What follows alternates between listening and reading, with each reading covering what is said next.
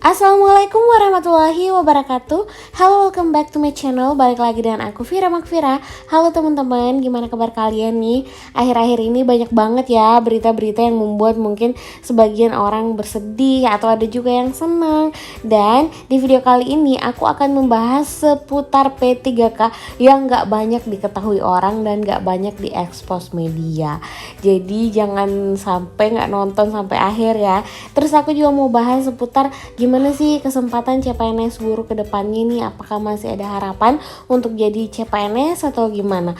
Terus aku mau ingetin lagi buat teman-teman yang belum bergabung di Ayo CPNS, teman-teman jangan kebanyakan pusing, kebanyakan ragu, karena Ayo CPNS itu nggak mahal, itu murah banget, dan teman-teman tuh nggak akan rugi kalau masalah ilmu ya. Dan CPNS ini kan tetap akan dibuka nih insya Allah tahun 2021, cuman di persoalannya tuh ada di guru. Yang formasi lain masih ada kesempatan insya Allah ya teman-teman. Jadi jangan sampai belum daftar, yang lain udah pada belajar, kalian masih mikir.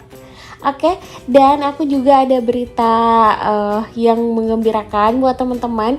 Aku dan dosen Deso di sini beserta pejuang edukasi sudah menyusun buku sukses tes CPNS, panduan sukses tes CPNS satu-satunya di Indonesia yang menyajikan soal-soal terupdate sesuai dengan FR. Jadi kami menyusun buku ini berdasarkan keresahan kami melihat buku-buku di pasaran tuh banyak yang udah nggak update, sampulnya aja yang diganti tapi isinya masih sama aja teman-teman. Jadi kami berinisiatif untuk membuat buku ini, tapi sabar karena sementara ini masih proses pencetakan ya teman-teman. Nanti kami akan kabarkan kalau udah bisa diorder, dan diordernya nanti via Shopee. Jadi teman-teman jangan lupa di follow Instagram aku, karena di sana nanti aku akan mengumumkan link Shopee-nya untuk kalian membeli buku ini. Oke. Kemudian buat teman-teman yang TOEFL Hunter juga nih, buat yang cari-cari beasiswa, pasti banyak banget di sini yang fresh graduate yang mau kejar beasiswa juga, dan yang buat mau TP tes CPNS juga nanti tuh ada banyak kementerian loh yang membutuhkan TOEFL. Jadi teman-teman harus mempersiapkan itu dari sekarang, jangan tiba masa tiba akal nanti udah diminta kalian nggak punya, kalian nggak bisa tes. Jadi aku sarankan ke teman-teman buat follow Instagramnya Melvin. Di situ ada paket-paket belajar TOEFL yang bisa kalian manfaatkan dan sangat worth it. Jadi teman-teman jangan lupa di follow ya Instagramnya Melvin. Oke, kita langsung ke pembahasannya. Oke, jadi informasi ini aku ambil dari Kementerian Pendidikan dan Kebudayaan mengenai diskusi dengan pemerintah daerah mengenai seleksi guru P3K tahun 2021. Jadi ada beberapa yang dibahas di sini mengenai pengajuan formasi, pendaftaran, ujian seleksi, penempatan, dan pemberkasan. Di sini dikatakan bahwa guru agama tetap ditampung dalam pengajuan informasi P3K nih teman-teman. Kemudian untuk yang non formal di sini hanya TK negeri yang dibuka untuk P3K. Dan di sini apakah kebutuhan guru swasta termasuk dalam formasi kebutuhan guru? Di sini dijawab tidak ya, hanya untuk negeri. Kemudian masalah gaji nih, apakah masa kerja diperhitungkan dalam penentuan gaji pokok guru P3K? Jadi di sini dijawab semua gaji pokoknya P3K itu mulai dari awal. Ketika yang bersangkutan bekerja selama beberapa tahun di posisi yang sama, maka gajinya akan naik sesuai perpres nih teman-teman. Oke. Kemudian di tahun-tahun selanjutnya tidak ditutup kemungkinan akan dibuka posisi guru P3K dengan golongan yang lebih tinggi dan bukan golongan 0. Jadi pendaftar di sini tetap diminta untuk mengikuti ujian seleksi untuk posisi baru tersebut. Kemudian apakah P3K mendapat pensiun? Ini yang paling hits ya teman-teman. Jadi P3K di sini tidak mendapat pensiun seperti CPNS ya teman-teman. Jadi pemerintah daerah dapat memfasilitasi P3K untuk mengiur untuk jaminan hari tuanya nanti. Terus berapa lama nih jangka waktu menjadi PPK? Jadi sini diatur itu bahwa paling singkat 1 tahun dan paling lama 5 tahun sesuai kebutuhan ASN nih teman-teman. Jadi kontraknya itu dapat diperpanjang sampai dengan 5 tahun berikutnya. Kemudian apakah pemerintah daerah dapat merotasi atau mutasi guru P3K? Jadi ini bisa sih, tapi termasuk kewenangan PPK.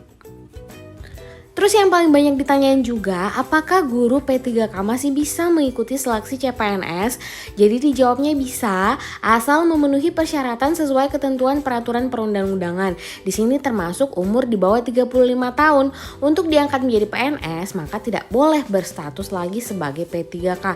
Jadi intinya teman-teman harus mengundurkan diri dulu ya.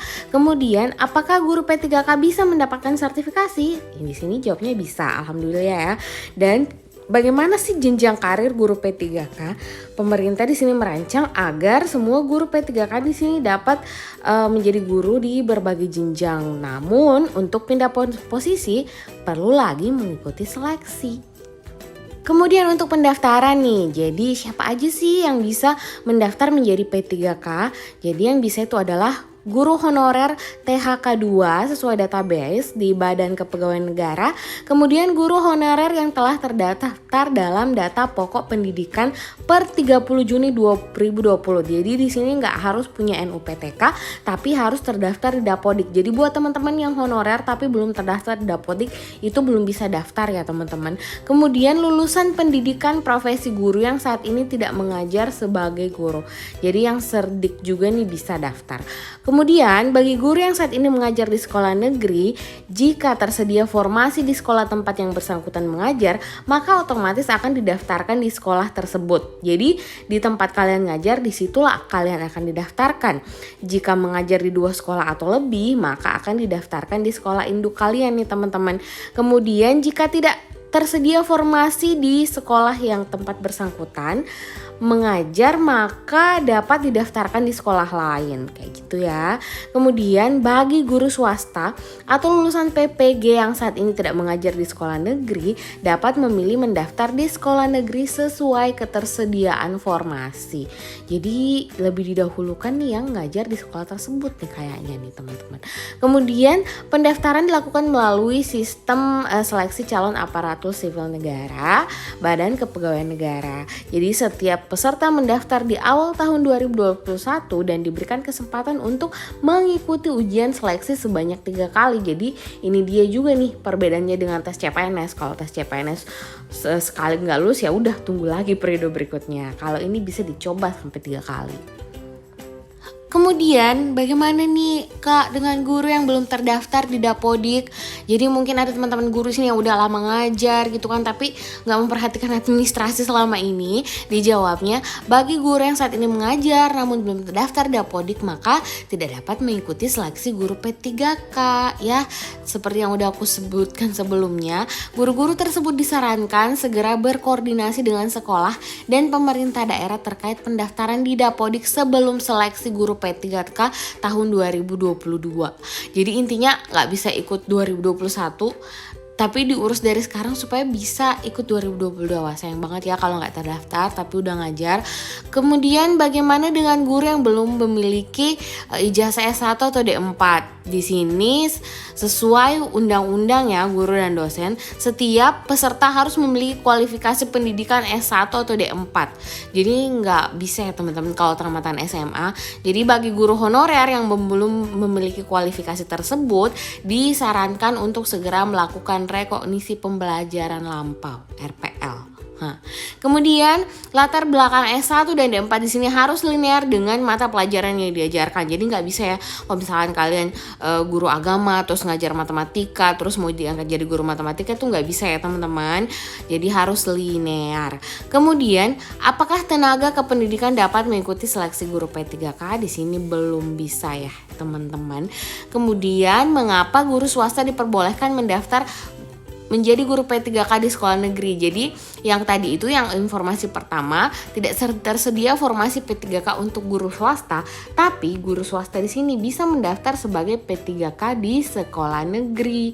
Jadi gitu ya teman-teman. Secara hubungan kerja sebenarnya tidak jauh berbeda antara menjadi guru P3K dengan menjadi guru kontrak di sekolah swasta. Misalnya jangka waktu kontrak kerja guru P3K minimal 1 tahun. Maka jika seorang guru swasta serta kesejahteraannya sudah layak, tidak perlu mendaftar menjadi guru P3K di sekolah negeri. Kata Kemendikbud seperti itu. Kemudian dari ujian seleksi nih teman-teman, yang paling banyak ditanyain juga buat yang udah follow Instagramku pasti udah tahu ya, karena udah aku jelasin di sana. Untuk tes P3K ini ada sedikit perbedaan dengan tes CPNS. Kalau di tes CPNS kita harus tes SKD dulu baru ke SKB. Kalau di P3K ini kayaknya langsung ke tes SKB gitu loh. Jadi di sini ada kompetensi teknis, tes kompetensi teknis sesuai mata pelajaran masing-masing. Kemudian tes bakat skolastik, manajerial, sosiokultural, dan pertanyaan wawancara. Kalau aku lihat secara singkat itu tesnya yang tes bakat skolastik itu ada TIU-nya dikit-dikit gitu teman-teman. Sedangkan manajerial dan sosiokultural itu kayak lebih ke TKP.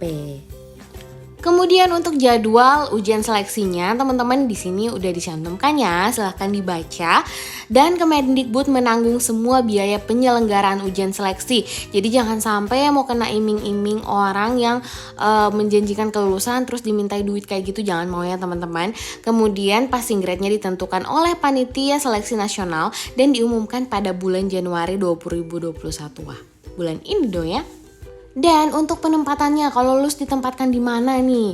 Jadi bagi peserta yang lulus passing grade, di setiap sekolah diprioritaskan guru yang sudah mengajar di sekolah tersebut. Seperti yang udah aku perkirakan nih, dibandingkan guru swasta atau lulusan PPG yang mendaftar di sekolah tersebut teman-teman. Jika jumlah peserta yang lulus passing grade di sebuah sekolah melebihi formasi di sekolah tersebut, peserta-peserta dengan passing grade tertinggi akan ditempatkan terlebih dahulu. Oke. Kemudian peserta-peserta yang tidak mendapatkan tempat di sekolah pilihannya akan di-ranking kembali nih teman-teman. Jadi yang ranking tertinggi akan ditempatkan di sekolah-sekolah yang paling diprioritaskan Kemendikbud berdasarkan rapor mutu kabupaten kota yang sama. Jadi masih di kabupaten yang sama guna mendukung pemerataan kualitas pendidikan. Kemudian peserta bisa menolak penempatan mereka dan memilih untuk ikut ujian seleksi berikutnya.